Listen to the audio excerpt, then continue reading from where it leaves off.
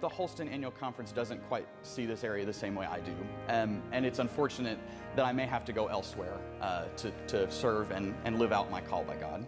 Well, this morning, a brand new update to a story we first brought you in February. A local gay man dreams of becoming a pastor in the United Methodist Church, his religion. And we now know his prayers have been answered, but he has to leave this state to get a job. Yeah, Chase, this comes amid an ongoing split in the Methodist denomination you've been following. That's right, ladies. Conversations and protests about sexuality have been around in the Methodist Church since 1972.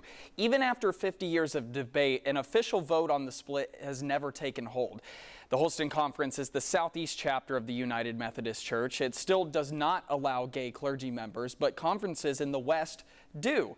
That's where Seth O'Kegley-Gibson is now headed to become a pastor. He has been working in Oak Ridge as a worship leader. He led his last worship service on Sunday. Now he says he'll leave the Holston Conference and join the Mountain Sky Conference in Colorado, the same place he did his seminary school. Seth encourages other LGBTQ+ church members in East Tennessee to remain steadfast and trust that opportunities will come their way, because it did for him. Hold in there, stay strong, continue being yourself. This conference and this church and this world needs the light that you bring. And if you're able to stay in the church, that's what we need. We need people from the inside to continue to fight, to continue to work, to continue to uphold that dignity of all human life that we so strongly preach, and that you are loved and that the church needs you.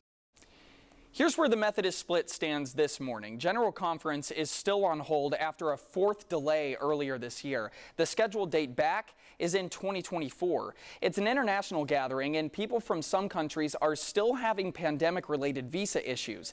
As this massive delay continues, a completely separate church has formed without a vote.